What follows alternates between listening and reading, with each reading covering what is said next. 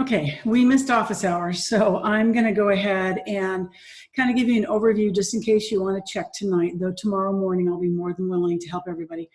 I do not know what happened with my computer. I turned it off, went for a walk with my dog, came back, turned it back on again, sent another teacher another invite for Zoom, and everything worked perfectly. So I have absolutely no idea. Well, I think my computer was just toast. So here we go. So this is the kind of stuff that I was going to go over with you today. First of all, one of the things that I do want to address is some of the most common errors that were on the assessment.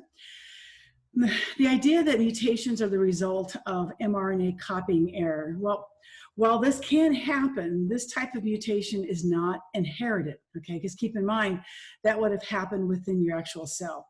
A change needs to happen in the DNA of an organism, specifically in the sex cells, in order for that mutation to get passed on to the next generation. Thus, transcription errors are not a mechanism of natural selection. I didn't take off for that, but I just want to make sure that you were clear. I was talking with Ms. Petkovic about this and Mr. Hong. Secondly, inheritance role in natural selection. While many students included inheritance in their explanation by saying this mutation is inheritable, they didn't fully show why this matters, both in the explanation of the changes that occurred in the rabbit population and in predicting what will happen in the future. Keep in mind, inheritance is a key part of natural selection because if a mutation is inheritable, the organisms that have the traits that are more advantageous than others are going to be more likely to survive long enough to reproduce and pass that gene on to the next generation. This is why the frequency of that trait in the population increases over time. So it's also why the population would continue to change when predicting what would happen in the future. It's not enough to say the population would be mostly white rabbits because white rabbits survive better. I wasn't too picky about this, but I'm trying to get you to clarify because many of you, it's your language, okay? Because you also need to say that this increased survival will also lead to an increased frequency. Those of you that mentioned how it would be more common in the alleles, you're more likely to have gotten it perfectly right. And then more specifically, adaptation's role in natural selection. Again, it's not enough to say that white rabbits adapted to the environment better than the brown rabbits, which a lot of you wanted to say, without going into explaining what adaptation means. Adaptation means that the frequency of those traits that are within a population continue to change over time as a result of the selective pressures in that population's environment. So depending upon what's going on, it's going to determine whether or not that those specific traits are going to get passed along. So the frequency and having more of them available is going to make a difference. So again, I was trying to be a little bit more generous, and I probably might have been a little bit more generous than I thought I was going to be, but it's okay. It's okay for right now, though you really have to have a clarification of this. Okay, so working the module that we're dealing with now. First of all, hoping you don't have any problems with navigating the website. You want to make sure that you're going to that specific website to launch the interactive, okay? And the kinds of things you had to do at the very, very beginning, at the beginning of the virtual lab, you were basically asked to sort 8 lizards into categories. So they wanted you just to see, you know, which 8 you would put together. How would you put them together, okay? And then if you did put them together, then on the far right-hand side, they had a drop down and they asked you to then go ahead and drag a label to them, okay? So you were looking at them, putting them together, deciding what you thought.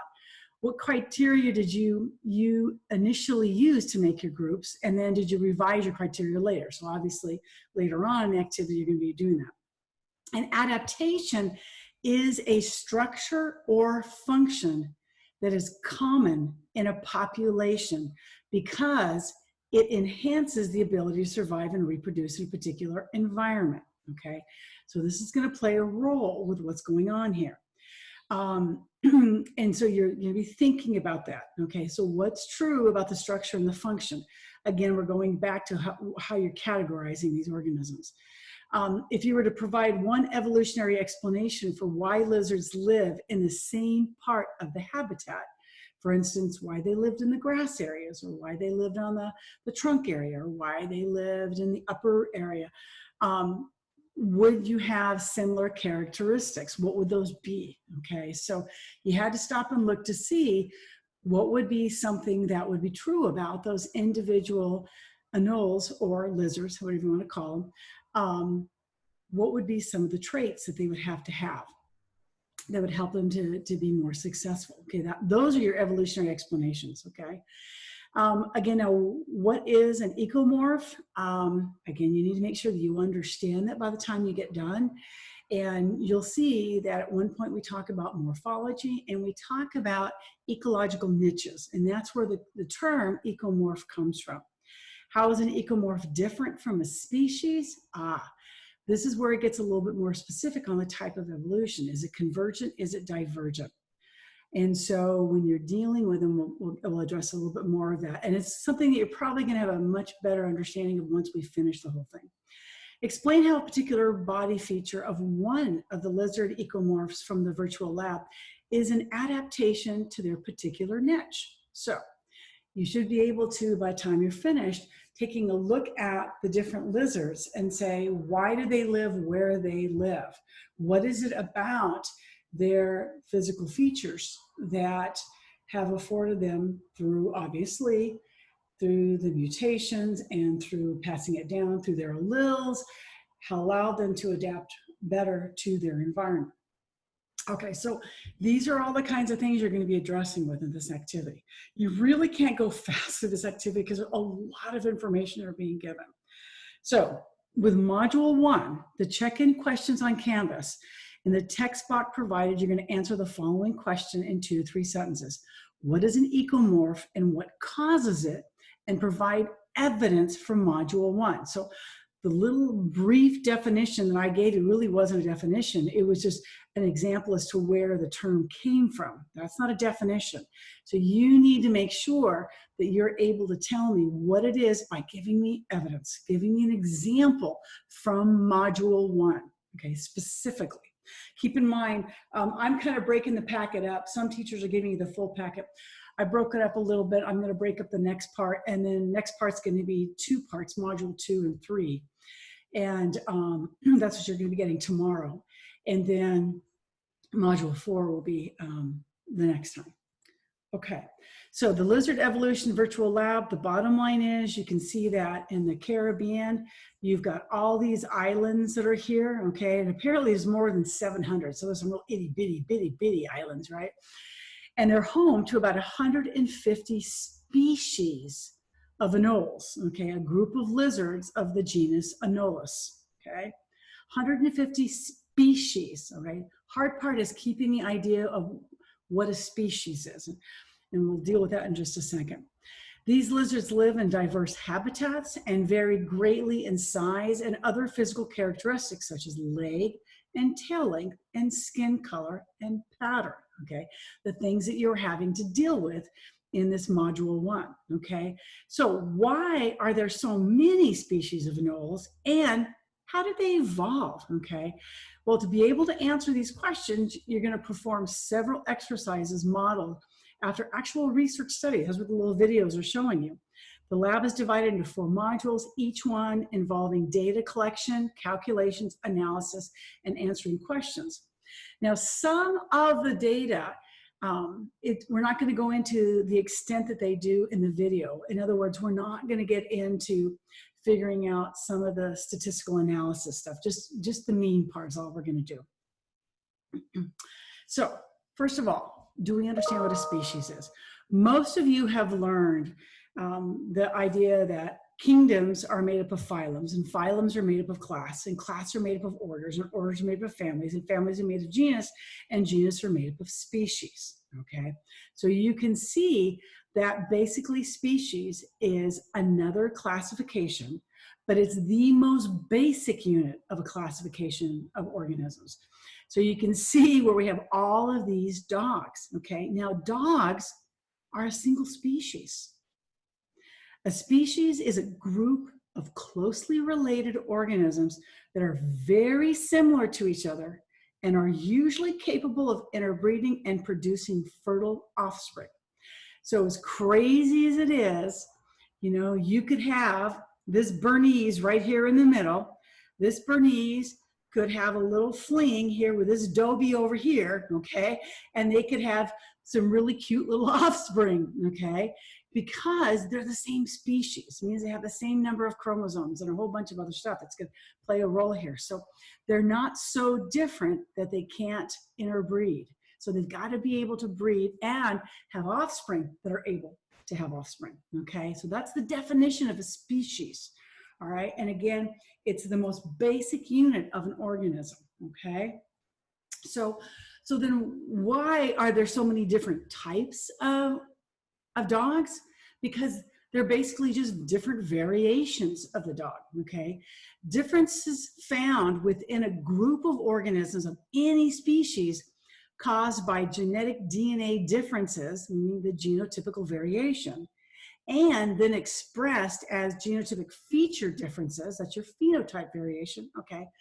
That's what a variation is. So even though these dogs look so incredibly different, they're just variations of the same exact species. Very hard to wrap our heads around, because you're going, well, then why aren't all the lizards one species? Because they're not, okay? And we'll see when we get into this activity, okay? So what is an ecomorph? Again, they're giving you an example of all these different anoles, and you can see how different they actually are, okay? Species of the Caribbean, anoles, lizards, can be categorized into groups called ecomorphs, which are based on the organism's body characteristics, okay? So the length of the tail, the length of their hind limbs, their body length, all of those are morphology, okay? And then the ecological niche is where they live. Do they live in the grass? Do they live on the actual base of the tree? Do they live up in the top on the really thin limbs, okay? All of that, that's the ecological niches, okay? So basically a niche is the match of a species to a specific environmental condition. And the morphology is a branch of biology dealing with the study of the form and the structure of the organisms and their specific structural features, okay? So let's just say that we have 3 species over here. I know they're all birds, but there's going to be species, okay? How do we know that? Because we're going to see that this one only inhibits this one. This one only inhibits this area, and this one only inhibits this area. They don't go outside that niching area. They can't, okay? And so it's very specific in terms of the location as to where they're going to be in terms of the height of the tree, all right? So in Model 1, check-in question on the canvas, don't forget, you're to define what is an ecomorph and what causes it. Make sure you've watched the videos that they've given you, and very carefully, again, separate them out. And then once you've done all that separating out and you've given them a title, you might have found that when you went back in to do all the measurements, hopefully you followed the methodology on how to measure their limbs, measure their body length, measure their tails, that you've got all of those in there. It should have saved for you. Hopefully it does. But that you have that. And then you're going to see that tomorrow we're going to build on this, because we're going to try to figure out the relationship between all of these anoles, okay? What is it that they only hang out in a specific niche? Why is it they're different species? What does that, okay? So this is it. I'm just doing a real basic thing real quickly here. I want to add to what's going to happen tomorrow. This is Model 2, the phylogeny. So here you can see that we're trying to understand the evolutionary relationship between different species. And that's what a phylogenetic tree does, okay? It shows the relationship. Now, if you look on the far left-hand side, this is a really important little box, okay? It's how to read a phylogenetic tree. First of all, number 1, the ends of the tree, they're going to represent groups of descendant species, okay? So over here where it says the ends, where you have A, B, C, D, and E, these are all individual species, okay? These are the present day species. Number 2, the nodes on the tree, that is where the lines of the phylogenetic tree come together, they're representing where the most common ancestor of those descendants are.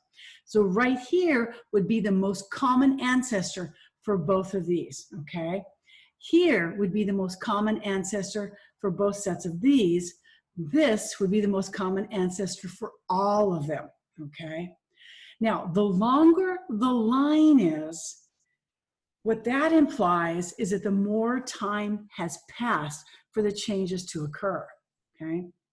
Now, the closer the ends, meaning these guys are here, A, B, C, are to each other, okay, the more related the species are. So A and B are more closely related than A and E, because you can see where they are with respect to this phylogeny, okay?